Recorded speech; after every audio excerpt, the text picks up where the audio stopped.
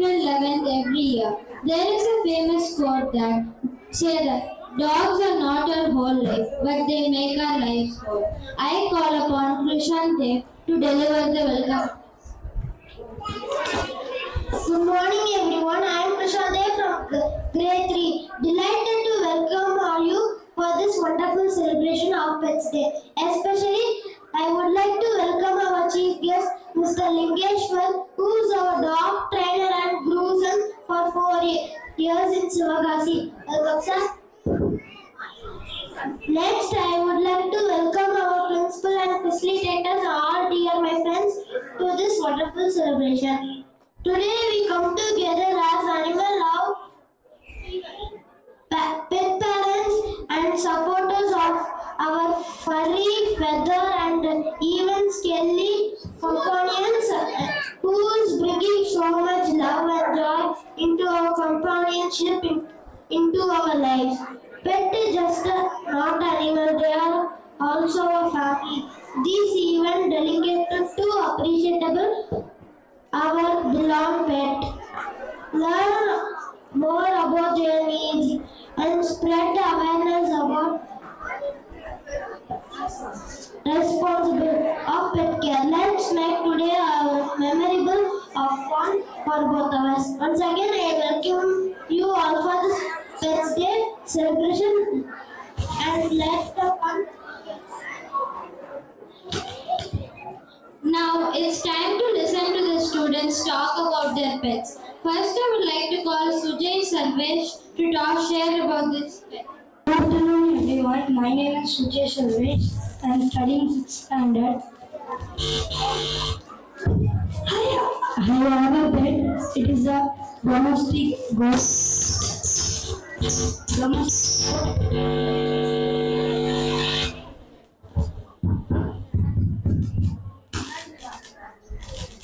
I have a domestic goat. Its name is Gandhi. Why I kept the name Gandhi means in the Vijay goat movie, the Vijay name is Gandhi. So I kept and I like Gandhi so much, so I kept the name. Some people can ask why you are keeping our Gandhi's name, because previous time he usually to drink the goat milk, so I keep the name Gandhi. It is a 2.5 months years old, and black and brown color it was. And short fur and short tail. It will drink the mother milk, and sometimes it will eat the leaf and grass. Thank you.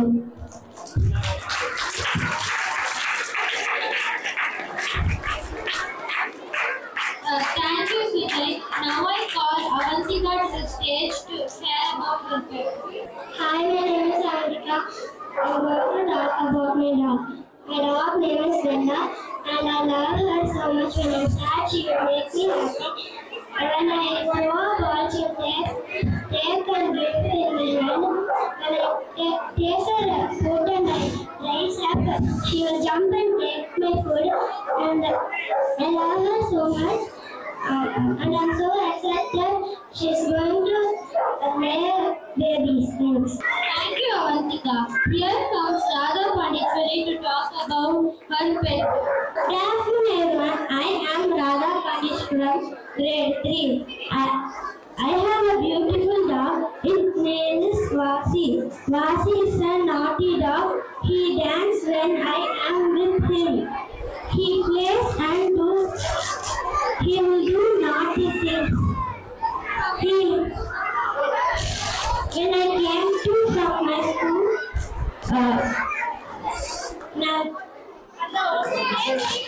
so he is father on me, and so he never leaves cat to come near me.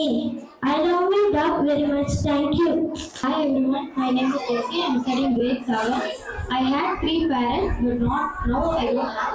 Their name is Joe, Jose and Josie. Joe is a little big and Josie are very small. Now I don't know because they flew away. Joe likes to eat biscuits, snacks, fruits and cheese also. Joe's Josies were babies, so I will feed them milk and smash bananas with a syringe. They will do very naughty things. Joe will wake me up in the morning. Jesse, he will shout and wake me up in the morning, and he will also sing some rhymes also.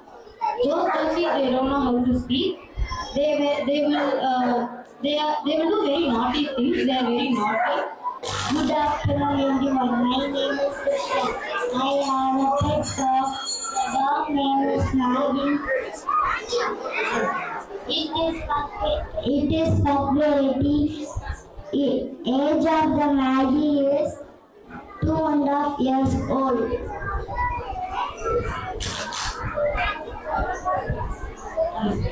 It has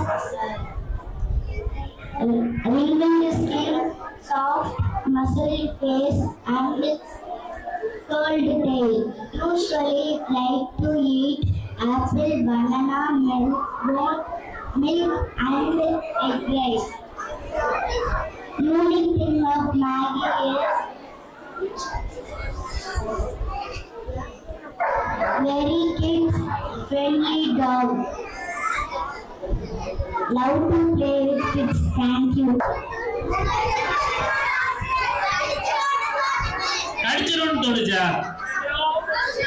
Okay, sit down please. So நான் உள்ள நுழைஞ்சோடனே அந்த லேப்ரடார்ட்ட பார்த்தது அதுக்கு போட்டுருக்க muscle and safety. So எப்பவுமே உங்க talk நீங்க வச்சிருக்கீங்கன்னா muscle போட்டு பழக்கணும். அது எதுக்குன்னா உங்க சேஃப்டிக்கும் சரி, உங்க தெருவில் இருக்கிறவங்க இல்ல உங்க ரிலேட்டிவ்ஸ் வர்றாங்க அவங்க சேஃப்டிக்கும் சரி மசில் ரொம்ப முக்கியமானது. நீங்க அதை ஒரு கொடுமைப்படுத்துற மாதிரி நினைக்க வேண்டிய அவசியமே கிடையாது. ஓகேவா? நான் உள்ள நுழைஞ்சோடனே முதல் பார்த்தது அந்த டாகுக்கு மசில் போட்டுருக்கிறது. ஏன்னா ஒரு டாக் எப்ப எப்படி ரியாக்ட் ஆகும்னு யாருக்குமே தெரியாது. அது அவங்க பெட் பேரண்ட்ஸ் நம்ம தப்பு சொல்ல முடியாது. பிகாஸ் நீங்க போய் ஹக் பண்ண போய் அது அதுக்கு பிடிக்கல அப்படின்னா யாரையாவது கடிச்சு வச்சிருவாங்க. ஓகேவா? சோ நீங்க டாக்ஸ் வளர்க்கறது முக்கியமே கிடையாது. அதுங்களை ப்ராப்பரா வளர்க்கணும், அதுதான் முக்கியம். அவங்கள க்ரூமிங் பண்ணணும், அவங்கள ட்ரைனிங் பண்ணணும். ட்ரைனிங்கிறது நீங்க நினைக்கிற மாதிரி இப்போ வீடியோஸ்ல எல்லாம் பார்த்துருப்பீங்க. நிறைய பேர் யூடியூப் எல்லாத்தையும் டாக் வீடியோஸா பார்ப்பீங்க. அதுல அப்படியே சிட்டுனோடனே உட்காரணும், இங்க கூடவே வரணும், ஜம்ப் பண்ணணும், அந்த மாதிரி எல்லாம் பண்ணணும்னு நினைக்கிறீங்க. அந்த மாதிரி பண்ணணுங்கிற அவசியமே கிடையாது. ஜஸ்ட் உங்க பேச்சை கேட்டு ஒபீடியண்டா இருந்தாலே போதும். நீங்க பெர்ஃபெக்டான பெட் பேரண்ட் அப்படின்னு சொல்லலாம். ஏன் பெட் பேரண்ட்ங்கிற நேம் வருது தெரியுமா? யாராவது பேரண்ட்னா என்ன? அம்மா அப்பான்னு இல்ல, ஒரு குழந்தைக்கு நல்ல விஷயங்களை சொல்லி தரணும். அதுக்குதான் அந்த பேரண்ட் நேம். ஓகேவா? உங்களுடைய பெட்டுக்கு நீங்க பேரண்டா இருக்கீங்க அப்படின்னா நீங்க அந்த பெட்டுக்கு நல்ல விஷயங்களை கத்து தரணும். சில நேரங்கள்ல சில விஷயங்களை கத்து தரும் போது உங்களுக்கே கஷ்டமா தான் இருக்கும். ஏன்னா அவங்க புரிஞ்சிக்க மாட்டாங்க. அவங்க நம்மள மாதிரி கிடையாது. ஸ்கூலுக்குள்ள அனுப்பி ஏபிசிடி சொல்லி தரது எல்லாமே. ஓகேவா? சோ அவங்க பெட்டு ஒரு சோஃபாவை கிளிக்கிறதுக்கு போவாங்க, ஒரு செப்பல் எடுத்துட்டு ஓடுவாங்க, செப்பலை கடிப்பாங்க. சோ இந்த மாதிரி விஷயங்களை நீங்க பார்க்கும்போது நீங்க அவங்கள பனிஷ் பண்ணணும், நோ சொல்லணும். அதே சமயம் சில நேரங்களில் ட்ரைனிங் ஸ்டிக் யூஸ் பண்ணணும்னாலும் யூஸ் பண்ணி தான் ஆகணும். பிகாஸ் அவங்களுக்கு நம்ம லாங்குவேஜ் புரியாது. நிறைய பேர் சொல்லுங்க என் டாக்ஸுக்கு எல்லாமே தெரியும், என் பெட்ஸுக்கு எல்லாமே தெரியும், நான் சொல்றதெல்லாம் கேட்பாங்க. நோ, அவங்களுக்கு ஆப்பிள்னு நீங்க எதை தூக்கி காமிச்சு ஆப்பிள்னு பழக்கினாலும் அதுதான் ஆப்பிள். புரியுதா? உங்களுக்கு ஆப்பிள்னா இதுதான் ஆப்பிள்னு தெரியும். அவங்கள்ட்ட போய் ஒரு பால் நீங்க காமிச்சு இதுதான் ஆப்பிள்னு ஒரு 10 தடவை சொல்லி பாருங்களேன், அவங்களுக்கு பால் தான் apple. Because they don't know nothing about it. So நம்ம அவங்கள ட்ரெயின் அப் பண்ணணும். அந்த பேசிக் ட்ரைனிங்ஸ், பேசிக் ஒபீடியன்ஸ் நம்ம வீட்டில் நம்ம ப்ராப்பரா வச்சுக்கணும். ஈவன் இப்போ உங்க எல்லாத்தையும் சொல்றேன், என்கிட்ட 2 கன்னி டாக்ஸ் இருக்குங்க. நல்லா இவ்வளவு ஹைட்டுக்கு வளர்ந்துருப்பாங்க. ஆனா அவங்களுடைய மெயினான ஒரு இது என்னன்னா, வீட்டு கதவு திறந்திருந்தாலும் வீட்டுக்குள்ள வர மாட்டாங்க. அவங்க காம்பவுண்டுக்குள்ள இருப்பாங்க, வீட்டுக்குள்ள வர மாட்டாங்க. அதுதான் அந்த ஒபீடியன்ஸ். அந்த ஒபீடியன்ஸ் நீங்க எல்லா டாக்லயும் பழக்கணும். ஏன் ப்ரோ நாங்க வீட்டுக்குள்ள எல்லாம் டாக் வச்சு வளர்க்குறோம் அப்படிங்கிறவங்க சோஃபால டாக்ஸ் ஏறுவாங்க தெரியுமா? அப்போ நீங்க யாரோ இல்ல உங்க ரிலேட்டிவ்ஸ் யாரோ உட்கார வராங்கன்னா உங்க டாக் ஸ்பேஸ் கொடுக்கணும். பட் நிறைய இடத்துல கம்ப்ளைண்ட் உங்க டாக் சோஃபால ஏறிட்டாங்கன்னா உங்க யாரையுமே உட்கார விட மாட்டாங்க, அவங்கள போய் வரட்டுவாங்க. ஸோ இந்த மாதிரி நீங்க யாரும் பண்ணக்கூடாது. அதுதான் முக்கியமானது. அண்ட் டாக் வேக்சினேஷன் நீங்க எந்த பெட்ஸ்னாலும் வச்சுக்கோங்க, கேட்ஸ், டாக்ஸ் எதுக்குனாலும் வேக்சினேஷன் இஸ் மஸ்ட். முக்கியமா ரேபிஸ் வேக்சினேஷன் ரொம்ப ரொம்ப மஸ்ட். ஈவன் நீங்க ஒரு கோட் வளர்க்குறீங்க, அந்த பையன் கோட்லாம் வச்சு கொண்டு வந்திருந்தாங்க, ரொம்ப நல்லா இருந்தது. அது வந்து என்னுடைய பெட் அப்படின்னாரு. உண்மையிலே அதெல்லாம் சூப்பரான ஒரு விஷயம். ஆனா அவங்களுக்கும் வேக்சின் போடணும். நமக்கெல்லாம் பிறந்த உடனே வந்து வேக்சின்ஸ் போடுற மாதிரி டாக்ஸ், கேட்ஸ் எல்லாத்துக்குமே வந்து அந்த வேக்சின் ரொம்ப முக்கியமானது. பிகாஸ் அனிமல்ஸ்ல இருந்தும் நமக்கு நிறைய வைரஸ் இன்ஃபெக்ஷன்ஸ் எல்லாமே, அதுவும் டெட்லி ரேபிஸ் இதெல்லாம் வர்றதுக்கு ரொம்ப சான்சஸ் உண்டு.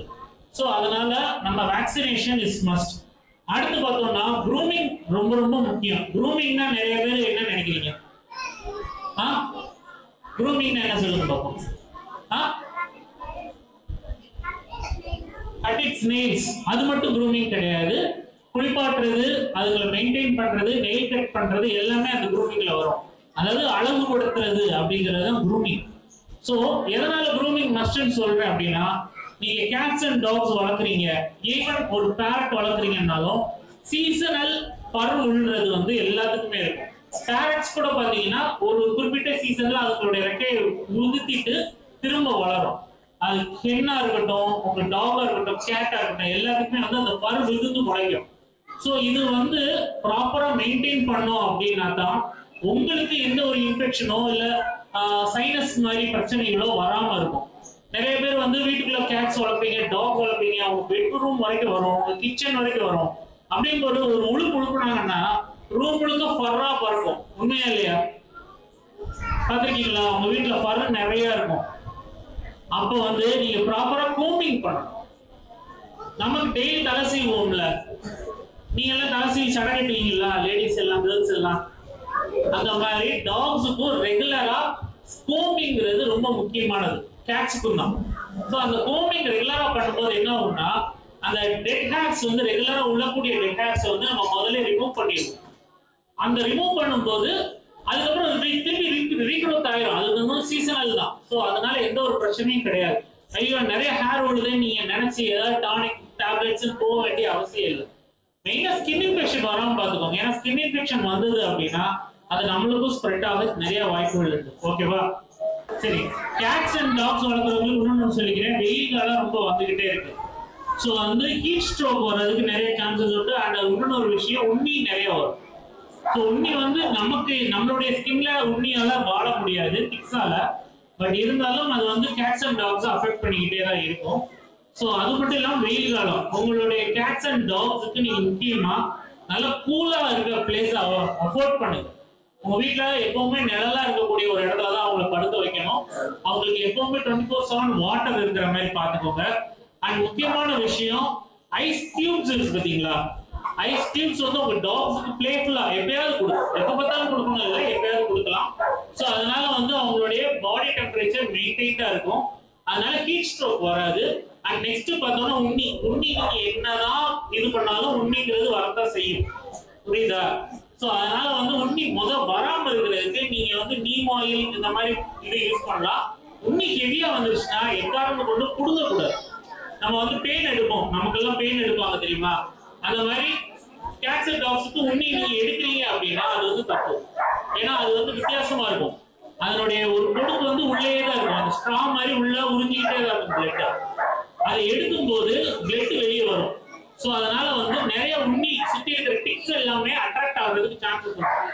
ஸோ என்னைக்குமே அந்த ஒரு தப்பை மட்டும் பண்ணிடக்கூடாது. அதுக்கு பதிலாக இப்போ நிறைய மெடிசின்ஸ் வந்துருச்சு, டேப்லெட்ஸ் இருக்கு, ஸ்ப்ரே இருக்கு, ஈவன் டாக்டர்கிட்ட போனா இன்ஜெக்ஷன்ஸ் இருக்கு. ஸோ அதை மாதிரி ட்ரை பண்ணுங்க, ரொம்ப நல்லது. எக்காரணம் கொண்டு நீங்களா டிக்ஸ் எடுக்கிறேன்னு அது வந்து இன்னும் அதிகமாக்கிறாம பார்த்துக்கோங்க. ஸோ உங்கள்கிட்ட எல்லாத்துக்கும் இன்னொன்று ஒரு கேள்வி, யாருக்கெல்லாம் தெரியும் humans first domesticate and pet பண்ண முதல் அனிமல் என்னது? Okay, last animal cat. ஏன்னா நம்மளுடைய எவல்யூஷன்ல வந்து ஃபர்ஸ்ட் வந்து நமக்கு டாக்ஸ் தான் ஃப்ரெண்ட் ஆனாங்க. புரியுதா? நம்ம ஹண்டிங் காலத்துல இருக்கும்போது அதுங்க தான் ஃபர்ஸ்ட் ஃப்ரெண்ட் ஆனாங்க. அதுக்கப்புறம் நம்ம அனிமல்ஸ் மெயின்டைன் பண்ண ஆரம்பிச்சோம், கோட் கவு இதெல்லாத்தையும் வளர்க்க ஆரம்பிச்சோம். அதுக்கப்புறம் நம்ம அக்ரிகல்ச்சர் போக ஆரம்பிச்சோம். அக்ரிகல்ச்சர் போறப்ப நமக்கு நம்மளுடைய ஃபுட்ஸ் எல்லாத்தையும் சேவ் பண்ணி வைக்கிறதுக்கு ஒரு ரூம் தேவைப்பட்டது. பட் அந்த இடத்துல நிறைய எலிகளா வர ஆரம்பிச்சது. அந்த மாதிரி எலிகள்கிட்ட இருந்து நம்ம ஃபுட் எல்லாத்தையும் காப்பாற்றுறதுக்கு தான் கேட்ஸ் கொண்டு வந்தாங்க. கேட்ஸ் வந்து ஃபோர்ஸ்டா தான் டொமஸ்டிகேட் பண்ணாங்களே ஒழிய கேட்ஸ் தானா டொமஸ்டிகேட் ஆகல. புரியுதா? சோ வந்து நீங்க கேட்ஸ் வளர்க்குறீங்க அப்படின்னா அது வந்து உங்களை மட்டும்தான் நம்பும், வேற யாரையுமே நம்பாது. பட் டாக்ஸ் அப்படி கிடையாது. அவங்க எல்லாரும் கூடயுமே வந்து சோஷியலைஸ் ஆவாங்க, ரொம்ப ஃப்ரீக்லியா பழகுவாங்க. ஒரு சில டாக்ஸ் வந்து அந்த பிரீடை பொறுத்தே வந்து அக்ரெசிவா இருக்கும். அது ராட்வெல்லர் இந்த மாதிரி பிரீட்ஸ் எல்லாம் இருக்கும். சோ அதுங்கெல்லாம் பிரீடை பொறுத்தே அக்ரெசிவா இருக்கும். ஓகே, நான் வந்து க்ரூமிங் பண்றேன். நான் இந்த கை பார்த்திருக்கீங்களா? இந்த கை இது வந்து நிறைய தடவை நிறைய டாக்ஸை கடி வாங்கியிருக்கு. ஆனா அது எதுவுமே வந்து ரோட்வில்லர்டையோ இல்ல ஒரு ஜெர்மன் ஷெப்பர்டையோ கடி வாங்கினது கிடையாது. எல்லாமே வந்து பொமரேனியன், ஷிட்ஸு, லேப்ஸாப்ஸோன்னு சொல்லி இருக்கக்கூடிய டாய் பிரீட்ஸ்ட தான் கடி வாங்கியிருக்கேன். பிகாஸ் டாய் பிரீட்ஸ் வந்து நீங்க வளர்க்குறீங்க அப்படின்னா அதுங்க வந்து எல்லாருக்கூடயும் சோஷியலைஸ் பண்ணணும். ஏன்னா மற்ற டாக்ஸ் மாதிரி கிடையாது. இப்போ ஒரு ஜெர்மன் ஷெப்பர்ட் நீங்க வளர்க்குறீங்க, ஓகே, அது வந்து யாருக்கூடயும் சோஷியலைஸ் பண்ணாம உங்க வீட்லயே வச்சு வளர்த்தாலும் உங்களுடைய சொல் பேச்ச உடனே கேட்பாங்க. இப்ப புதுசா அவங்க ஃப்ரெண்ட் யாராவது வர்றாங்க அப்படின்னா அது வந்து பார்க் பண்ணுவாங்க. பட் பார்க்க ஸ்டாப் பண்ண சொல்லிட்டீங்கன்னா அவங்க ஸ்டாப் பண்ணுவாங்க. பட் இந்த ஷிட்ஸூஸ்ல யாருக்கெல்லாம் ஷிட்ஸூஸ் தெரியும்? ஓகே, உங்க வீட்ல ஷிட்ஸூஸ் வளர்க்குறீங்களா? ஓகே, உங்க ஷிட்ஸூஸ் நீங்க சொன்னா கேட்பாங்களா? எத்தனை பேரோட ஷிட்ஸூஸ் சொன்னா கேட்பாங்க? புதுவாள் வந்தா பேசாம இருக்கிறது, அமைதியா இருக்கிறது, அந்த மாதிரி கேட்க மாட்டாங்கல்ல. அதான் சொல்றேன். சோ ஷிட்ஸூஸ் எல்லாம் பேசிக்கலி பாத்தீங்கன்னா ரொம்பவே வந்து ஒரு எப்படி சொல்றது, பொசசிவ் பிரீட்ஸ்னே சொல்லலாம். உங்களை மட்டும்தான் நம்புவாங்க, வேற யாரையுமே நம்ப மாட்டாங்க. உங்க கூடவே தான் இருக்கிறதுக்கு ரொம்ப ரொம்ப பிடிக்கும். உங்களை யாராவது திட்டா கூட உடனே பொசிட்டிவா உங்களை கடிக்கிற வரைக்கும் போவாங்க. பட் அது வந்து ஒரு பெரிய பேட் ஹேபிட்டா மாறதுக்கும் சான்சஸ் இருக்கு. ஸோ டாய் பிரீட்ஸ் வளர்க்குறீங்க அப்படின்னா ஹியூமன் சோஷியலைசிங்கும் மஸ்ட் அண்ட் டாக் சோஷியலைசிங்கும் மஸ்ட். ஸோ சோஷியலைஸ் பண்ணுங்க, எல்லா பிரீட்ஸையும் சோஷியலைஸ் பண்ணீங்கன்னா ரொம்ப நல்லது. ஏன்னா எனக்கு தெரிஞ்ச ராட்வில்லர்லாம் ஒரு ஃபீமேல் ராட்வில்லர் அதெல்லாம் குட்டி போட்டப்ப எங்களை நம்பி அந்த குட்டியவே தூக்க அலோவ் பண்ணாங்க. ஏன்னா பொதுவாகவே ராட்வில்லர்ஸ் எல்லாமே அக்ரெசிவ், யாரையுமே கடிச்சிருவாங்க அப்படின்னு நிறைய பேர் சொல்லுவாங்க. அது தப்பு. எந்த டாகா இருந்தாலும் நல்ல டாக் தான். அது வந்து நார்மலா உங்க ஸ்ட்ரீட்ல இருக்கக்கூடிய ஒரு நார்மல் இந்தியன் டாகா இருக்கட்டும், இல்ல பிட்புல், ராட்வில்லர்னு சொல்லக்கூடிய ரொம்ப மோசமான ஃபைட்டிங் டாக்ஸா இருக்கட்டும், எல்லா டாக்ஸுமே நல்ல டாக்ஸ் தான். பட் நம்ம வளர்க்கறத பொறுத்து தான் அவங்களுடைய கேரக்டர்ஸ் எல்லாமே இருக்கு. ஓகே,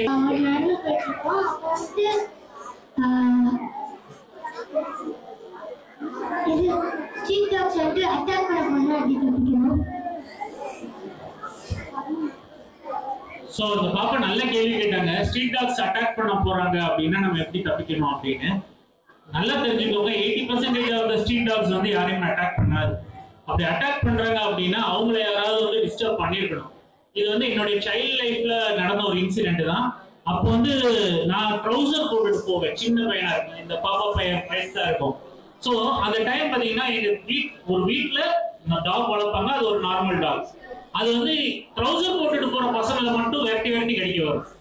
பேண்ட் போட்டுட்டு போனா ஒன்றும் செய்யாது. அதுக்கு ரீசன் என்னன்னா அடுத்த தெருவில் இருக்கிற ஒரு 4-5 பசங்க வந்து அவங்க ட்ரௌசர் போட்டிருப்பாங்க.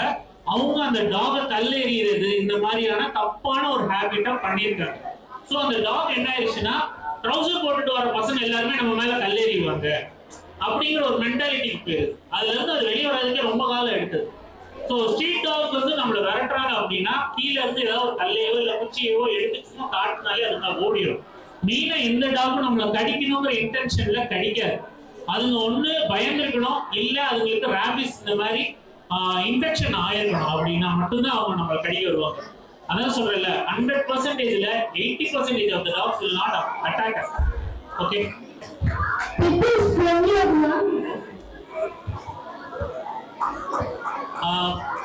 இருக்கு. நான் ஏற்கனவே சொன்னதுதான், எந்த டாகும் வந்து நம்மளை அட்டாக் பண்ற டாக் கிடையாது. எந்த டாகும் ரஃப்பான டாக் கிடையாது, அக்ரெசிவ் டாக் கிடையாது. எல்லா டாக்ஸுமே வந்து நார்மலான ஒரு டாக் தான். நம்ம வளர்க்கறத பொறுத்து தான் இருக்கு. ரோட்வில்லர்ஸ் வந்து ரொம்ப சாஃப்டான ரோட்வில்லரையும் பார்த்திருக்கேன், ரொம்ப ரஃப்பான ரோட்வில்லரையும் பார்த்திருக்கேன். பிக்குல்ஸ்லயும் சாஃப்டான நம்ம வளர்க்கறதா இருக்கு. இப்ப நம்ம வந்து எவ்வளவு தூரம் அன்பா பாசமா ரொம்ப அக்ரெசிவ் காட்டாம எல்லாருமே சோஷியலைஸ் பண்ணி வளர்க்கும் போது அந்த பிம்பிள்ஸ் எல்லாமே சாஃப்டா தான் இருக்கும். நம்ம இல்ல எனக்கு வந்து ரஃப்பா தான் வேணும், கடிக்கிற மாதிரி தான் வேணும் அப்படின்னு ஒரு ரூம்ல அடைச்சு வச்சு ஒரு வருஷமா அது வெளி உலகமே தெரியாம நம்ம வளர்த்துட்டோம் அப்படின்னா அது வந்து ரொம்ப ரஃப்பானதான் மாறிடும். ஓகே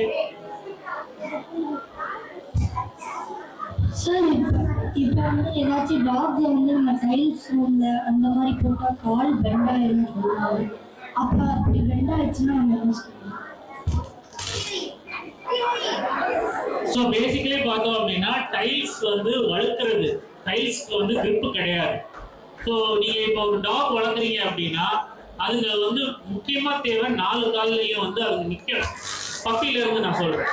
ஸோ அந்த பேலன்ஸ் அதுக்கு கிடைக்கல அப்படின்னா அதனுடைய ஃபோர்ஸ் வந்து இந்த ஜாயிண்ட் போன் இருக்கும், காலில் இருக்கிற அந்த ஜாயிண்ட் போன்ஸ்ல வந்து ஓவர் ஸ்ட்ரெஸ் ஆகும். அப்படி ஸ்ட்ரெஸ் ஆகும்போது தான் அந்த இடத்துல இருக்க போன்ஸ் வந்து வளையும். ஏன்னா நம்மளுக்கே தெரியும், குழந்தைகளா இருக்கும்போது நம்மளுடைய போன் வந்து நல்ல வளைவு தன்மை கொண்டதா இருக்கும். அதனால வந்து சின்ன ஃப்ராக்சர்னாலும் சீக்கிரம் சரியாயிடும். அப்போ டாக்ஸ் வந்து அந்த இடத்துல வளைச்சு அந்த இடத்துல ஃபோர்ஸ் கொடுத்துக்கிட்டே இருக்கும்போது அந்த போன் வந்து ஈஸியா ஃபிளெக்சிபிளா வளைஞ்சிடும். இது வந்து சரி பண்ணணும் அப்படின்னா நமக்கு வந்து 8 months தான் டைம். மேக்ஸிமம் பார்த்தீங்கன்னா 4 monthsல தான் அந்த வளைவே ஆரம்பிக்கும். 4 months to 8 monthsக்குள்ள நம்ம அந்த வளைவை முதலே பார்த்து ட்ரீட்மெண்ட் எடுத்தோம் அப்படின்னா சிம்பிளா ஈஸியா சில மெடிக்கல்ஸ் எல்லாம் இருக்கு, மெடிசின்ஸ் எல்லாம் இருக்கு, ஹோமியோபதி, ஸ்விம்மிங் இதெல்லாம் பண்ணி அதுல வந்து சீக்கிரம் குணமாக்கிடலாம். 8 months அபோவ் ஆயிடுச்சுன்னா கால் எலும்பு வந்து ஃபிளெக்சிபிலிட்டி இழந்துடும், ஃபுல் அண்ட் ஃபுல் ரிஜிடா மாறிடும். அப்படி மாறிடுச்சு அப்படின்னா 1 yearக்கு அப்புறம் இல்ல 1.5 yearsக்கு அப்புறம் ஆபரேஷன் பண்ணணும். ஏன் அந்த 1 year 1.5 years சொல்றேன்னா எலும்போட ஃபுல் growth இருக்கும். 8 monthsல ரிஜிட் ஆயிடும், பட் வந்து 1.5 years வரைக்கும் அதனுடைய growth இருக்கும். அப்ப அந்த growth ஃபுல்லா முடிஞ்ச பிறகுதான் நம்ம வந்து ஆபரேஷன் பண்ண முடியும். ஆபரேஷன் பண்ணும்போது அவங்க என்ன செய்வாங்கன்னா ஸ்க்ரூ டைட் பண்ணுவாங்க.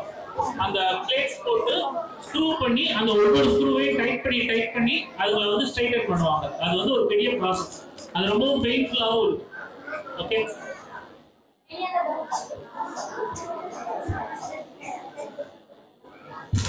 சார், இப்போ ஏதாச்சும் டாக் நம்மளை அட்டாக் பண்ணுறதுன்னா நம்ம எப்படி அதை தெரிஞ்சுக்கலாம்? முன்னாடி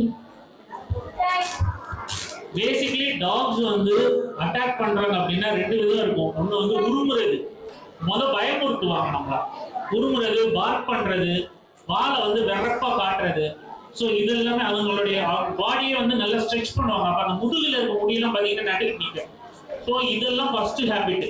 ஆனா என்ன ஒரு பிரச்சனைனா இதெல்லாம் நம்ம டாகை பார்த்துட்டு சரி பல்ல காட்டுது, வாழை தூக்குது, முடியெல்லாம் தூக்கிட்டு இருக்கு, அப்ப நம்மளை அட்டாக் பண்ண வருதுக்குள்ள நம்ம பார்த்துக்கிட்டு இருக்க முடியாது.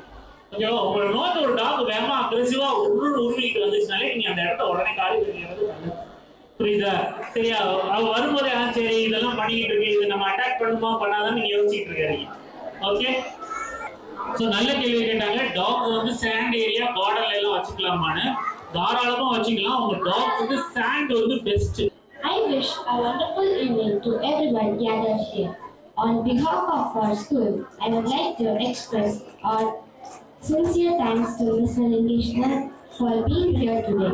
With 4 years of experience as a pet trainer and a proud owner of Living Hospital, his dedication to the well-being of animals truly commendable. Sir, thank you for sharing your valuable time with us. We truly appreciate your time and efforts, and we wish you continued success in your life. Thank you.